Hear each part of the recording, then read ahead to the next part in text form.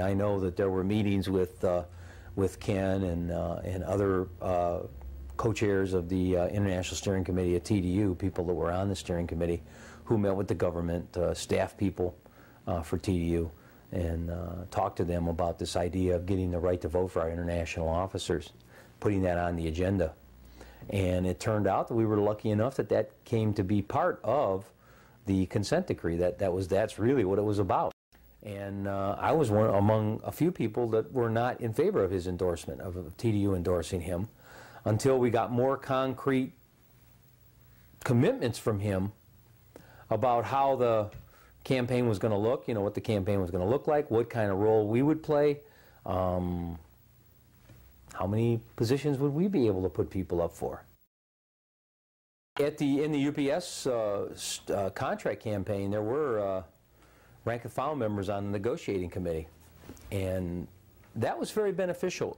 Many of from what I was told from local union officers, old guard officers that were in those negotiations and had to negotiate with the employer in front of rank and file members, knowing that those rank and file members were going to take the information back about what was going on, ended up being much more militant than they would have normally been.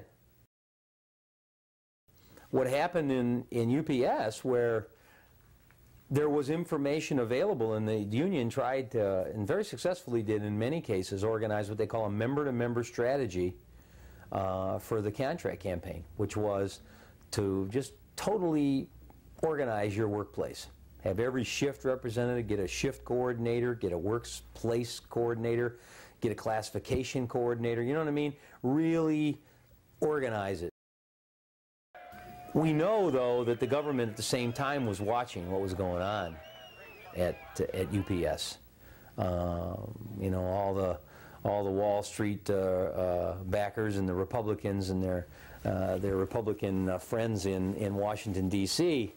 Want a clean labor movement, but I think they want a labor movement that they can control. There's no doubt about it. And having this hammer hanging over our heads, the consent decree, very much they thought would be able to keep things in line. I mean, I think they would have really very much liked the union to just take UPS's first, last, and final offer, or whatever it was, you know, what they call it, last, best, and whatever their terminology was.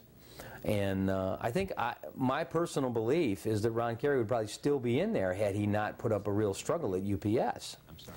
But the government, what the government gives, the government can also take away.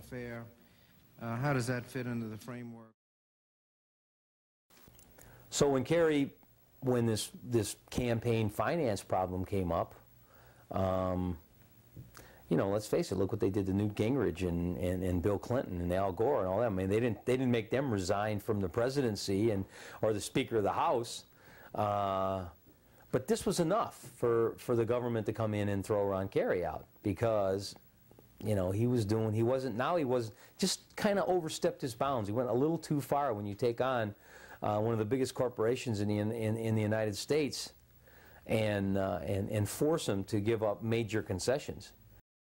In a lot of ways, what happened to Ron Carey is that you wonder, you know, I mean, he had several attorneys, as an example, in this fiasco that occurred in 1996, where these, you know, high-powered political operatives from Washington, D.C. are doing all this kind of fundraising and so on.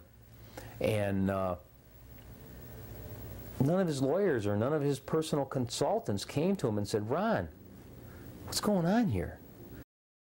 Instead of developing a movement, you know, instead of developing activists and empowering rank and file members, in many ways the reform movement turned towards, you know, high-priced political operatives to make the changes in the union.